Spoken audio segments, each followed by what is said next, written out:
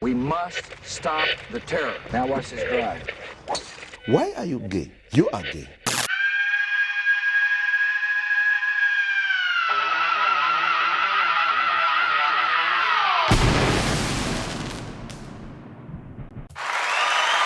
Welcome to another episode of the Uncle Hack Podcast. Live in studio after a bit of a hiatus. Hey there. Fuck, buddy. We're back. Anyways, upcoming stand-up dates, March 7th in Cornwall, Ontario, March 8th, Ottawa, Ontario, March 15th. Finally, in Manitoba, Selkirk, Manitoba. March 22nd in Brooks, Alberta. We are March 28th in Moose Jaw, Saskatchewan. March 29th in Swift Current, Saskatchewan. April 4th, Drayton Valley, Alberta. April 11th, Mayleg, Alberta. April 12th, Lloydminster. April 25th and 26th in St. John's, New Brunswick. April 27th in Fredericton, New Brunswick. May 9th in Hanna. May 10th in Medicine Hat, Alberta. June 6th and 7th, Kelowna, BC. Your boy is headlining his first weekend in Kelowna. Come on out. Come through. Show your love to your boy. Merch, dangercatshop.com. Tickets, dangercatshop.com. Extra episode of the Uncle Hack Podcast. Patreon.com/dangeroushat69. And let's get into the show. Hey, folks. Yeah, you've been missing me. I've been missing you. Plenty going on in the world. Planes are crashing. They're flipping upside down. Folks are, they don't know how to feel about it. Ontario putting a beer sales tax. Isn't this great? This is what I like about politicians and their consistency of lying to our faces. Nothing says Canadian made, Canadian paid while promoting you going to a liquor store and buying Canadian products, which are only on the shelves, if I'm correct, out in the LCBOs out in Ontario is Canadian products, but we're going to put a little tax on it. Domestic and imported liquors, we're going to put a little extra tax on it. See, this is what happens when you allow the government to have control on everything, on something that should be a private business. Am I wrong, folks? Am I wrong? Because for the past 2 weeks, prior to these tariffs going in, the tariffs are right around the corner. It's petrifying like economists all throughout the nation. We don't know what's going to happen. They're calling for a depression. They're scaring the hell out of us. Our dollar's in the tank, but you can't even drink your way out of your problems on this one. You're going to have to ride it out. You're going to have to take it on. Raw dogging some emotions here. We can't suppress them unless you want some Canadian-made fentanyl, which I say also good luck to finding that. We only support the Chinese fentanyl around here, you silly gooses. What are you doing, you wacky bunch? Are you going to go out there and pop some Chinese pills? Are you out of your mind? Of course you are.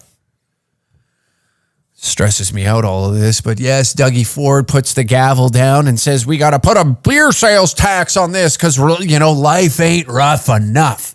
Life is not rough enough. We need to put another tax on something that's already taxed, and we're going to tax it one more time before your dumbass puts it in the back of the vehicle so you can go drain your sorrows of working some job that you're only taking you're taxed 57. You can't forget, you cannot escape the tax. You are in a escape room with no way out. Enjoy it while you can. We're watching the pig implode. We're watching it destroy in front of our eyes. Folks, saddle up. The planes are falling out of the sky. They're flipping over in Toronto. Planes are flipping over. You cannot leave. I dare you to cross the border. I dare you. I double dog dare you. And we are in a time right now where left-leaning Canadian... Now, before I get into this, let's make it clear. My stance on all of this is I find it all hilarious. Okay? This is my stance. I find it all hilarious from all the points that these doorknobs are making that contradict their stance from 2, maybe 3 years ago, okay? Everybody has flipped the script on one another. Conservatives are running around and screaming, yeah, we need to be a part of America, completely abandoning the whole patriotic aspect that charged them up about 3 years ago when the convoy happened. That's when Canadian patriotism was at its peak with conservatives. You know, you've seen them out in the streets. They stood against what they deemed a tyrannical government, where I may or may not agree with, right? I didn't enjoy being locked in my house, if I'm being honest. I didn't like that. It wasn't a good time for me. And then now we see them screaming. Some of them are taking side with Trump on being the 51st state of America, completely abandoning their whole stance that they took. Like, we got to take Canada back. And now they're like, fuck it, give it away. Don't care. If that means I can have a pistol and American dollars in my pocket, I am fine. And what does that look like? We haven't even started discussing that. What does that look like if America annexes us? Is that the word? Is that the proper terminology? Anyways, who cares? This is not a geopolitical podcast. We just sit here. We make outrageous takes that should be ignored, but somehow get taken serious at sometimes. Somehow, some way, because, there's boredom settling in the brains of these journalists, and they need something to write about. And it just so happens we pop up in their town when they are just in need of an article that could get some clicks. Because we're going to use it as a way to promote the show. We're going to use it, and we're going to send it out to the void. You're going to get your clicks. We're going to get ticket sales. We're going to have to go through a few venue cancellations, which whatever. We'll get to the show, and we both made money doing it. You need me, and I need you. That's how this works. I see these people being like, well, why don't you sue the CBC? No, keep writing about me. You're making me more popular. I need you to say those egregious things about me so I can lean into the character I portrayed myself on the internet as. Okay? This obnoxious, outrageous individual who's every ist and ick that you could fucking smear me with, and I'll lean into it and give you what you need so I can get what I need. That's how this relationship works. We don't need litigation. We don't need it. I'm fine.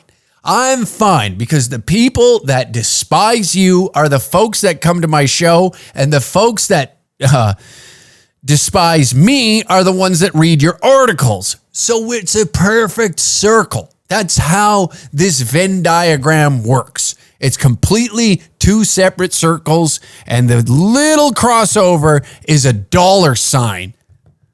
That's what it is. You need the ad revenue over there at your federally funded entertainment smear rag, and I need it in return so I can sell tickets to a stand-up comedy show, okay? And maybe it sparks the interest of a few people to want to listen to this garbage podcast.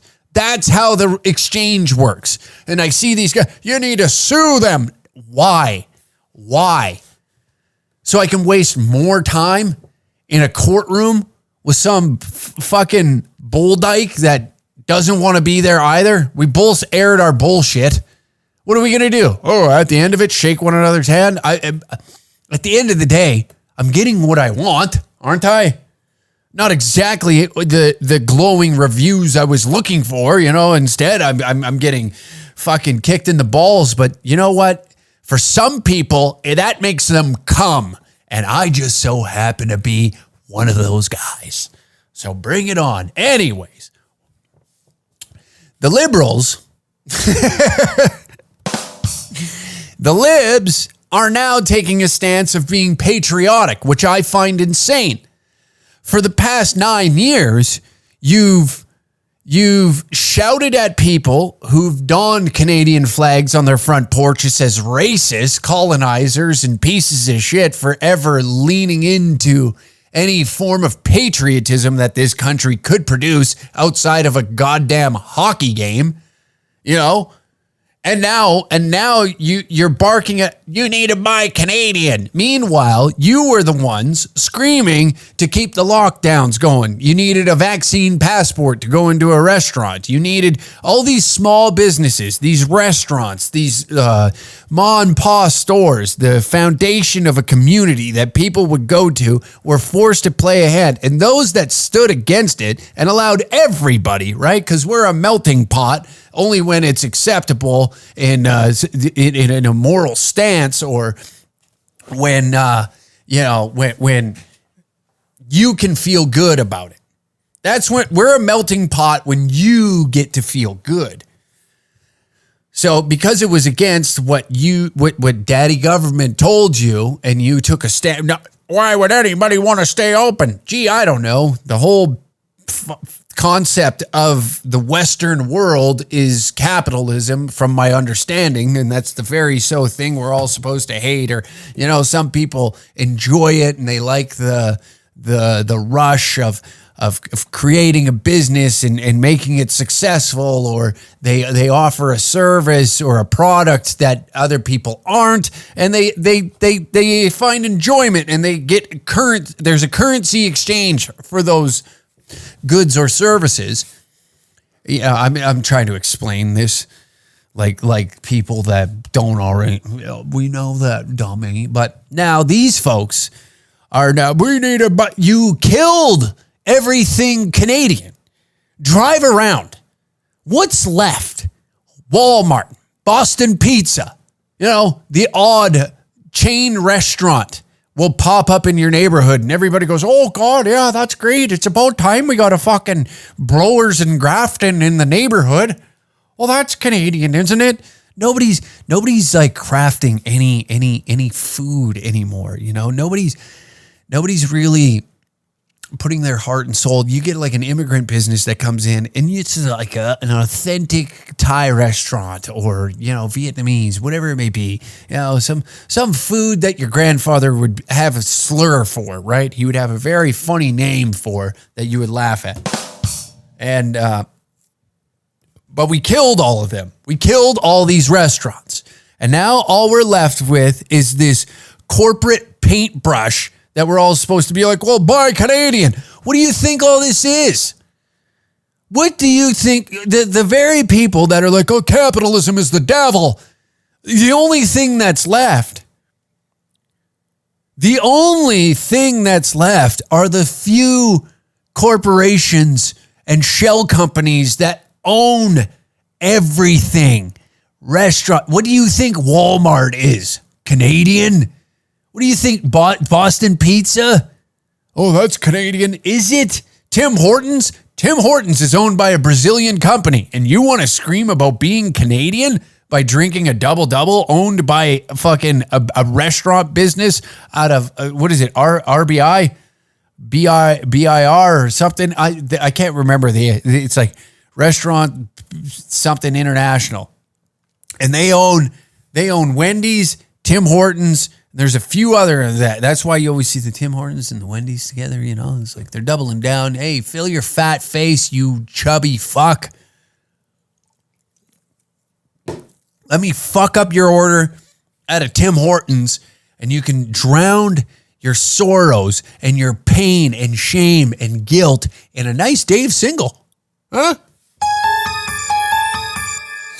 Well, that's what we're left with, folks.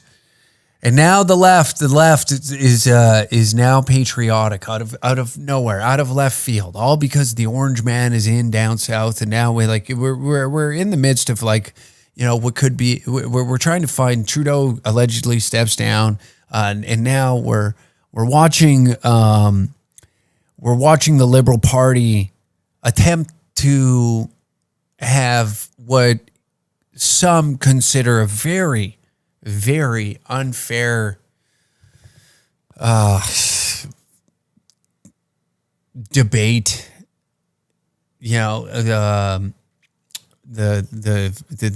leadership race for who's ever going to take charge of the Liberal Party here in Canada, and it's You know, one thing I will say, and one thing that I do admire, is the consistency on both sides. Okay, before we go in and start making fun of what's happening on the left, I just want to applaud and say thank you to both the Conservative and the Liberal Party, and while we're at it, the NDP Party here in Canada, for consistently just staying true to feeding us bullshit.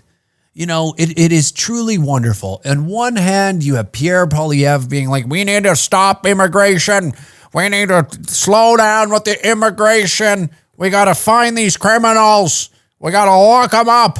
And then on the other hand, you catch him next week and be like, he'll be in Brampton screaming at the East Indians there, the South Asians, my bad, and to be like, I'm going to fight to make sure that we can get a one-way fucking flight to Amritsar. And you just scratch your head and you think to yourself, you know what? At least both sides are consistent with their bullshit, right? That's the wonderful part about Canadian politics, is you can run for a part. Well, unless you're our girl Ruby Dhalla, which I can't wait to get into this. This is phenomenal. But all parties are consistent with their bullshit, and nobody does anything. There's no fear to be a politician right now. You may get verbally accosted in public, and that is the worst thing. They make tweets sound like, you know, ISIS has their family in an Afghanistan cave right now, and some horrible things are about to happen on a videotape that's going to be mailed to them. You know, that's what they make walking in public sound like, is that most people are upset with how they've handled the pandemic. They're upset with how we're coming out of this. And on top of it, a lot of folks are not even the least bit optimistic on who is going to be able to spar with Trump. And that is just the grim future of the nation. Economists are constantly writing that we're probably heading into a depression, not a recession, a full-blown depression. That's what they're saying, is that things are going to get a little ugly. And if you're noticing anything about the dollar, everybody's out there being like, your assets are going to be worth practically nothing here. You know, you can't afford a house. The dollar's out of fucking control. It's the medical system is in shambles, but yet we want to sit there and be like, wow, they're cutting. I'm seeing right now, like, folks are upset that Danielle Smith is currently trying to build some hospitals or care centers that will admit drug addicts. You know, you're kind of involuntarily being put in these places to deal with addictions, and people are like, this is inhumane. And then you kind of like that's where we're at. It's like we kind of care. We don't care, but we just want our opinions heard. It's only because somebody on the opposing team is doing something that you're supposed to hate it all of a sudden. It's never like, what's for the greater good? You know, because I think to myself, you know, it would be a damn shame if I was able to walk downtown any major city and it be safe and sound. What would I do with my time? What would I do with all that excess room in my brain that could be filled with stress? You know what I mean? Like, do I want to go downtown and ride a train that I feel safe on? I want to smell the scent of burnt plastic, which we all know is crack cocaine on a subway. That's what I want. I want to see somebody with a needle in their arm, just barely hanging on by a thread. That's what I want to feel danger. I don't want to feel safe in a city. Why would I want? In fact, I'm advocating for more drugs on the street. That's what I'm advocating for, and I'm with those people. I don't think it's this safe supply. I'm talking like, let's get mass supply safe. Who gives a shit about safe? Give the folks what they want. I want crime in the streets. I want knives pulled on me every time I walk into a 7-Eleven of a downtown core. I want to be on my toes. I need to be ready. I can't just be walking around all willy-nilly thinking that the world's all fine and dandy. I don't need that. In fact, involuntary drug care, involuntary rehab. What are we talking about here, folks? What am I going to do? Then what? Do I gotta find something else that's going to stress me the fuck out? Do I have to find, what am I going to do? What am I going to do? Why the hell would I want to walk downtown and not smell piss, blood, shit everywhere? Why would I want a functioning society that isn't riddled with crime and drug activity in the streets? Unbelievable. Why would I want that? Danielle Smith has her head up her ass. That's what I hear when I hear some of these folks that are against this. Well, it's inhumane.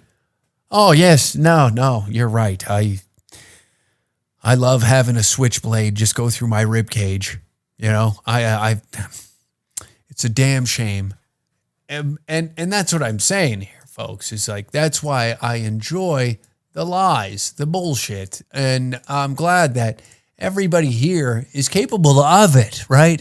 And they don't shy away from it. It's right there in front of your eyes. In fact, this was put out today that I really enjoyed is Christia Freeland puts a tweet out, right?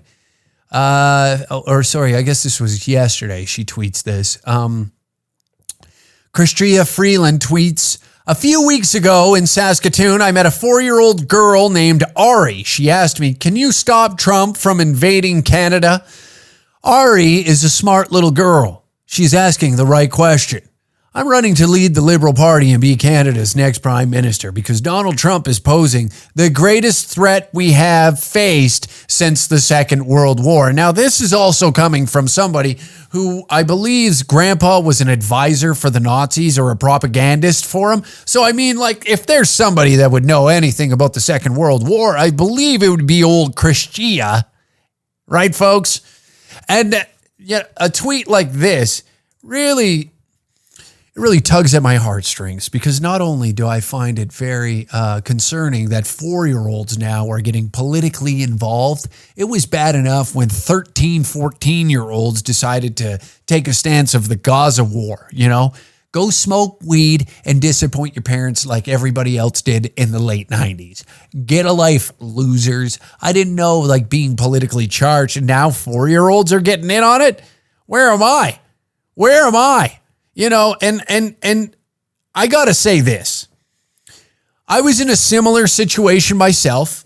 I was at the hospital yesterday handing out flowers to all the cancer patients. And then I went into the maternity ward. And there I had met a mother, a trans mother, of course, who had just given birth. A trans woman just gave birth. And once the baby that was it, I guess, ejaculated? I don't know I don't know the term. But once the baby came through the once was penis, it said, first off, hack, don't ever call me a baby again. I'm a baby. I've yet to choose my gender. I said, I respect your decision. And then we got into a deep conversation, me and this baby. And the baby asked, is the war in Ukraine still happening? And I regrettably had to, I sat there and I had to explain to them that it is. But don't worry, our world leaders are all gathering right now. And we just donated another $5 billion to ensure that the Ukraine can get through this. $5 billion of Canadian money is going to the Ukraine. There's important things at stake right now. Zelensky may be on his ride out, and we got to ensure that he can afford a bunker in an undisclosed location where he doesn't have to feel the effects of, all the evil things that he's done while president of the Ukraine. And the baby looked at me and I'm like, oh my God, I'm very happy that money's going there. I'm very happy that money will be in much better hands than Canadians, you know.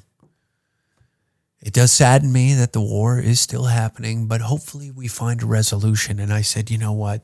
I hope so as well. And I exited the room and I let the mother, the now mother, and the baby enjoy the first moments of this baby's life on earth, you know, outside of a womb, of course. It was a very heartfelt moment. It was very satisfying to know that, you know, this 4-year-old, what does she know? You know, what does she know? This baby, you know, we have someone younger, more concerned. This aged out sack of bones, what good is this? A 4-year-old in Saskatoon was concerned. Can you stop Trump from invading? I wonder what her answer was. Now I know most of you, like myself, okay, truthfully, you read this and you're like, Jesus Christ, they're still trying to do this. I talk to a child in the streets and their concerns are more important than those that are trying to just maybe feed the child, clothe the child. Yeah. Are we worried about Trump?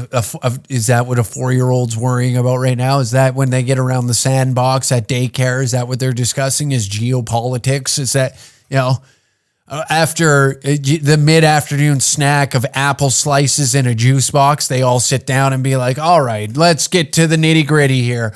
How do we fix the problem in the Middle East? How do we get these guys to stop shooting at one another? You got the Sunnis, the Shiites, we got the Jews, the Muslims, we got Christians, we got everything over there. How do we stop this religious war from happening? How do we get Netanyahu out of Israel? How do we get this right-wing madman out of Israel to stop bombing the Christ out of Gaza? How do we do it? And then nap time hits and they got to sleep on it and gather again tomorrow. It's very exhausting for these 4-year-olds to sit at around a sandbox and try to come up with a solution so that way the world can just be a little bit more peaceful. This 4-year-old thinks that it's going to be a ground war that's happening. Is that what they think is going to happen? Maybe she should get with a fucking times. This little girl. Because Donald Trump is posing the gravest threat we have faced since the Second World War, implying that he is a Nazi. Can we stop with the calling one another Nazis? Your grandfather was one. Can we stop? Everybody needs to relax with calling people Nazis because it's like there's so many crossover. Well, the Nazis burned books back in the 40s and that's what they're removing books off the shelves. When it's like, yeah, maybe do we need a book in the elementary school library on how to suck one another off? These kids' balls haven't even dropped, and they're learning about suck jobs. Is that what we need? Is in the school library? Really? Is that the main concern these days? They're burning the books. The kids are supposed to know about suck jobs by the time that they're Ari's age of 4 years old. They should have had at least 13 drag queens read to them by now. This is preposterous. You know what the Nazis did? They did the same thing. They didn't want the kids sucking each other off in a tunnel slide.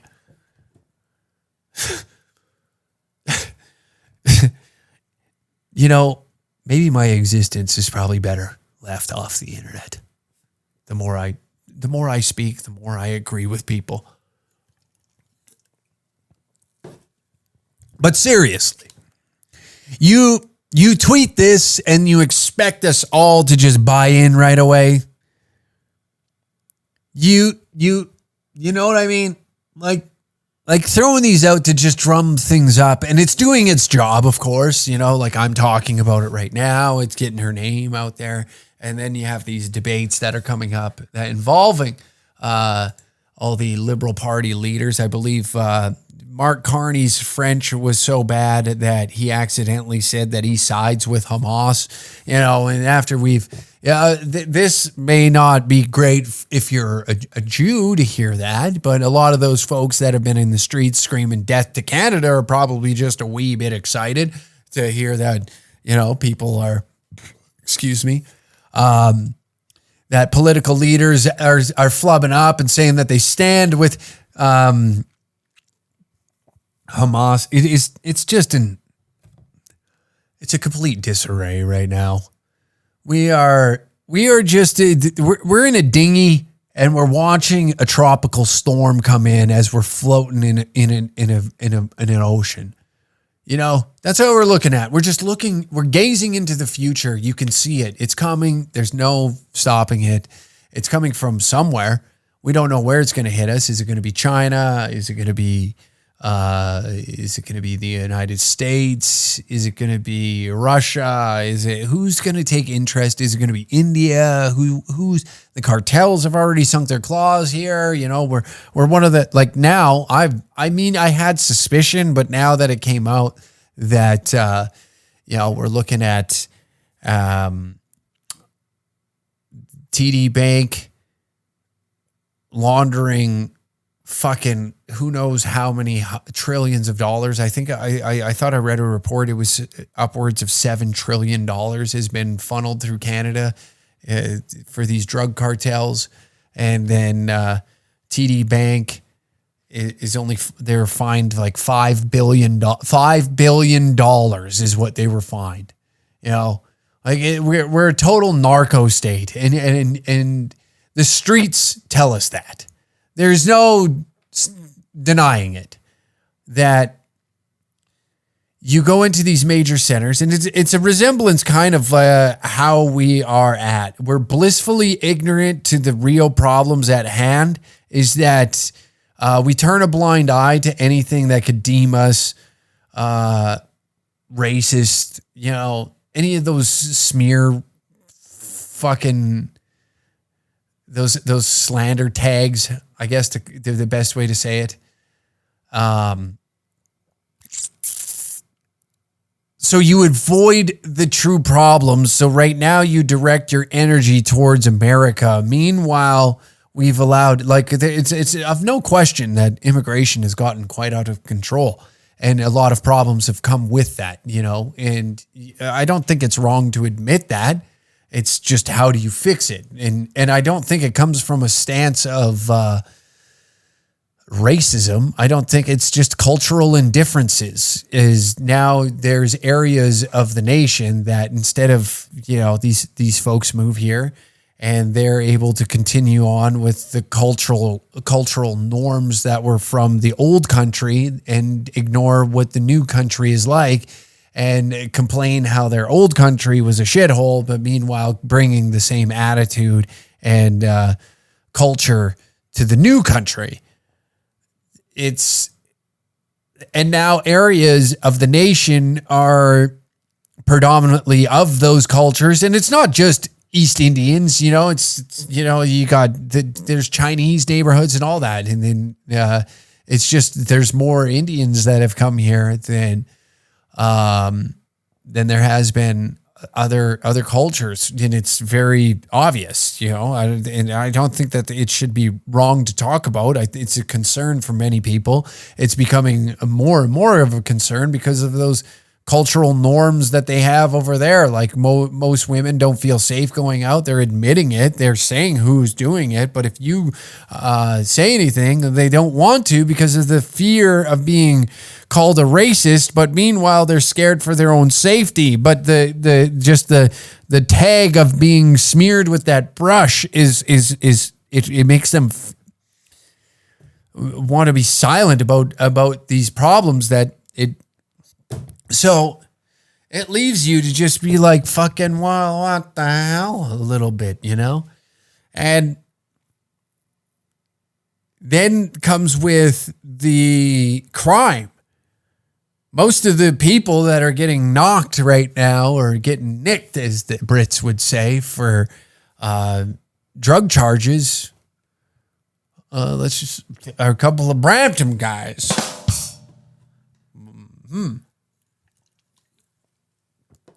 But the politicians are even complicit on being blissfully ignorant with it as well. It's like they ignore the problems that we're like presenting, being like, this is what we're concerned about. And they're like, well, fucking, this is the gravest threat to Canada since the Nazis. Donald Trump, he's a Nazi. Donald Trump is a Nazi. Where he's kind of doing what we kind of wish you'd kind of wish for your leader to do, is like take your country and have all of the folks flourish off of it. Now, of course, he's a billionaire, and there's probably some self-interest that come with it. And you got a lunatic like Elon Musk now who's wielding chainsaws and talking about fucking bring comedy back and bombing on stage. Like, Elon needs to step away. You're not a comic, okay? You're not a fucking comedian. Step away from it. First off, you're funny online, which is good enough. Don't take it to the stage. We don't need a goofy autistic guy throwing Roman salutes right now. I know it's like trolling. I know they're like fucking with people a little bit, and to him, it's just like him having fun because he's now in a position of power where it does not mean or do anything to try and quote unquote cancel him. Like, what are you going to do? Not download Twitter? Who cares? He does not care. You're going to damage Teslas? All right. That's just going to, everybody's going to see an insurance rate spike. Like,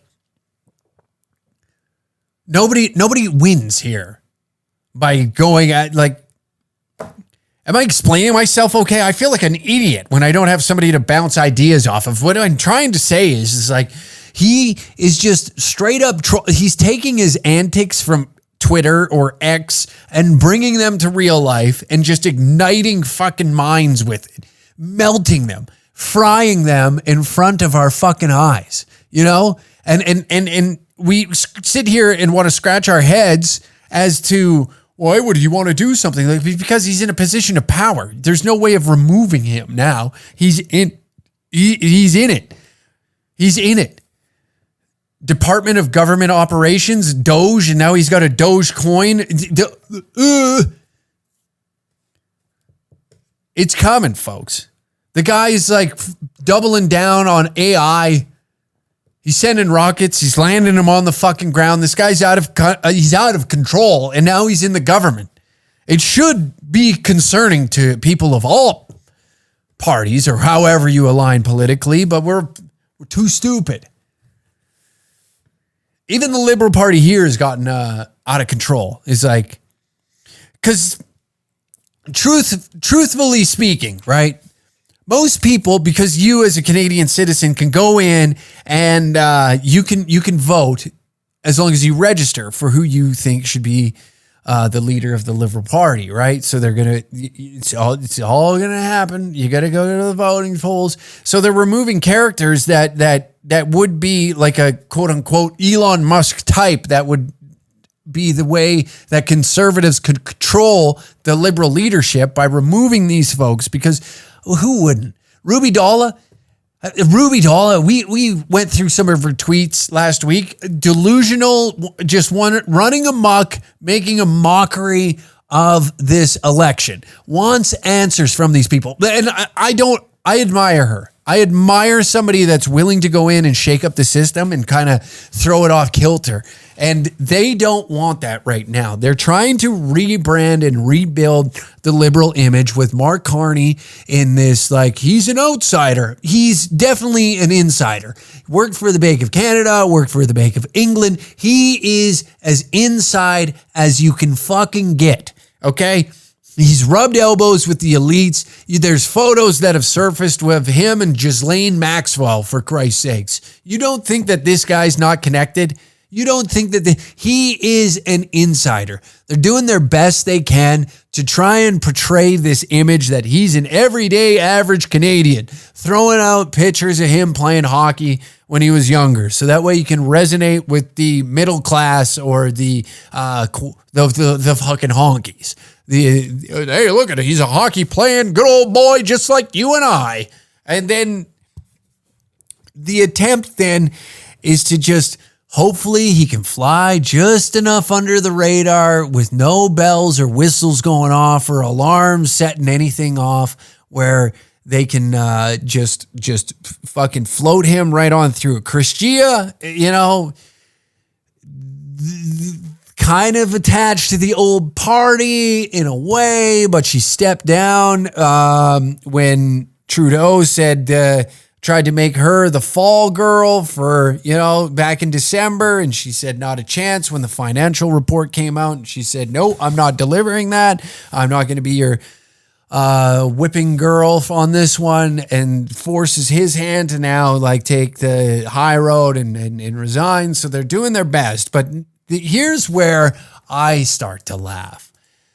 Here is where I start to laugh. So ousted Liberal leadership Canada, Ruby Dhalla loses her appeal. So Ruby, former MP Ruby Dhalla, has lost her appeal after being disqualified from the Liberal leadership race last week. Party National Director Azam Ismail said in a statement late Monday, just minutes before the party's French language debate was set to begin, that the Permanent Appeal Committee confirmed the decision of the party's vote after an exchange of written responses and oral hearing. The party's vote committee last week said Dhalla had violated multiple rules. The committee reviewed Dr. Dhalla's appeal to the decision of the Leadership Vote Committee and the Leadership Expense Committee that on Friday unanimously determined that Dr. Dhalla was in breach of 10 violations of the national leadership rules, leadership vote rules, and leadership expense rules, Ishmael wrote Monday. Okay, so this sounds like the perfect candidate for the Liberal Party. If there's ethics violations, money laundering, vacations that you're not supposed to go on, this is our girl. But because she's kind of going more against the grain, where if she would have been a yes sir, no sir, I think she'd still be in the debate and she could blow this all up. She'd be debating with them, forcing these people to answer some very hard questions. I think she kind of blew her wad just a little bit. But her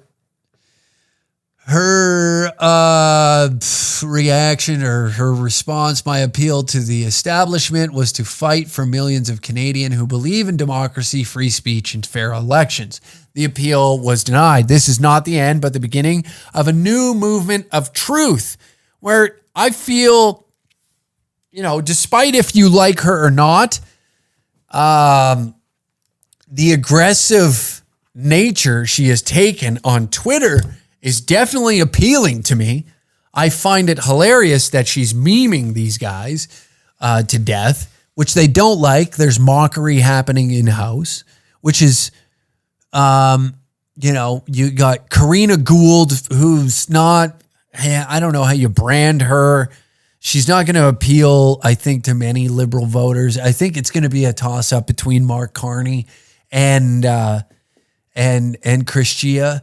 But I could go either way. It says that polling is going to be Mark Carney. They've been pushing him hard in the media. I think that they have their play mood, their moves made already. We kind of knew this going into prior. Actually, we kind of knew this prior to even Justin Trudeau stepping down. That Mark Carney was kind of probably most likely be next in line if it went all the way to October. For an election, I think they probably would have ran with him because there's no way that he can't come back and win seats for the Liberal Party. His approval, and by him, I mean Justin Trudeau, his approval ratings in the shitter. Nobody's, the blackface shit is still haunting. It's always around, but the destruction of the nation is present before our eyes, and because of how we think that a new person's going to come in and save us, having this savior complex to it all, and meanwhile it's just a new person that's going to, all it is they're taking their dick out of your ass and putting in a new one. That's all. But there was a part in here.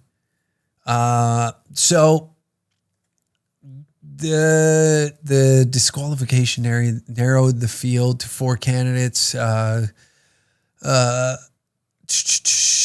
Karina Gould, Frank Bayless, Chrystia Freeland, and Mark Carney. Okay. Where was it? Ishmael said last week there were alleged violations of Canadian Elections Act, not disclosing material facts, and inaccurate financial reporting, and other election finance violations. She hit all the marks. I don't know what we're talking about here. You know, this is a woman that is clearly ready to run in politics. If all of this is true, especially the election finance violations, you are the sweet, darling princess the Liberal Party has been wanting for a while. You look at Chrystia Freeland. She's out here, like, recently just did her hair. She did her hair and put on some makeup and went to the debates in French the other day. And you know what? Not bad. Not bad. Nice of you to brush your hair. It was great to see you go get a blowout and head into the debates looking like you actually give a shit. You know? Most of the time we see her, it looks like she just woke up from a Coke binge. Twitching, her hair's met like everywhere, you know, like you've met these people. You catch them about 2 p.m. the next day after a Coke binge and be like, oh, I had a wild night last night. And it's like, yeah, I can tell. It's all over your face, you know? You still have a ring around your nose. Karina Gould, again, another one of those, like, you look at her and it's like there's nothing exciting about her. You don't know how to brand her. And that's what it is. That's what elections are nowadays. It's like, how can I make these people feel like me and you have similarities? Even though I'm going to go eat $21,000 fucking meals with me and my party members, you know, and 4 of us are going to sit down. We're going to have $21,000 worth of food on an airplane while I fly to some foreign nation to promise them billions of your tax dollars. You know, like, how am I going to be that guy, but also convince the general public that I have similarities to you? I grew up playing hockey. I drink beer, you know, the classic photo of them in a pub of, like, you know, wearing a sweatshirt, looking very casual. And, hey, oh, you caught me lacking. I don't normally dress like this. And here you got me. Oh, I'm just having a Molson Canadian, you know, buy Canadian. And to convince us all that we all have something in common with these ghouls that impose these taxes and these rules and laws over you and try and control your speech, how you spend your money, where you spend your money, where you can go, how you can talk, where you can talk. You know, we currently in this country still cannot share news articles on Facebook and Meta. You cannot open a news article on Instagram still. News pages are blocked still. We have bigger fish to fry. We have way bigger fish to fry. And that's why I'm all for somebody like Ruby Dhalla joining the liberal debate. Throw her in there as a wild card. Let's see what she can drum up. Let's make this exciting. You have 4 boring individuals. The most exciting thing out of the debates last night in French was Mark Carney accidentally saying that we're for Hamas, which is just like, you know, for a guy that probably doesn't regularly speak French, that was a complete accident, didn't mean to say it. And then they all pounce on him. Oh, see, he's for Hamas. He's for Hamas. And that's the one thing they drill on him. Or send a lunatic in there that doesn't even speak French and let her go wild. That's more fun. You know, if you want to, we keep throwing these words around like Trump-style politics. If we're going to do that, send somebody in there that can't even speak the language to try and debate with these people. That's more fun. That's Trump-style politics. He went in there with no talking points and destroyed all of them. What's she going to debate? Can't even speak the language, and she can go in there and speak English. Have all the francophones pissed off at her. Finally, we got one on our side. The West would be happy. They would parade you around town. You'd be the first East Indian woman ever in recorded history that would have the West on her side. And I'm talking about the prairie provinces here, folks. You know what I mean? You would be that girl. You know how many minds she would blow? Oh my God, the folks would just be out of all sorts. Nutty. But I'm for it. We need some excitement in this country instead of this gloomy day that, like I said, we're the dinghy in the fucking, the Pacific Ocean, just looking at a tropical storm coming at us. That's what we're doing. We're just staring at Hurricane Katrina coming to destroy our fucking lives. And there's no excitement because it's just an impending doom that's slowly inching itself closer and closer and closer. It's going to be a depression. We're putting tax on beer. Oh my God. That's what I mean. Throw a lunatic in the debates. Let's make this exciting. Pierre ain't our guy. There's nothing exciting about that fucking closeted twink. Oh, wow. He went to a weight room. Good for me. Oh, isn't that great? He's lifting weights. Oh, wow, what a masculine male. Half these fat idiots that fucking like him don't go lift weights, but they're excited that he's lifting weights. What are we doing here, folks? Put in this lunatic and let me enjoy the liberal fucking debates. Let that other guy that was like, what was his name? Arya, are you fucking kidding me? No, I'm cheating. When they asked him, do you speak French? No. French? No. Not doing it. Not playing by those rules, Buster. I'll do as I please. Suck me where it stinks. How about that? That's what I mean. We need a little more lunacy. And that's why I invite you to head on over to the Patreon, patreon.com/DangerCat69. We're going to continue the conversation over there, folks. New episodes every Thursday at 3 p.m. And we will see you next week. Tickets available at dangercatshop.com, also with merch, patreon.com, patreon.com/dangercat69. All links down below in the description. Thank you for tuning in, and we'll see you next week. Good night, everybody.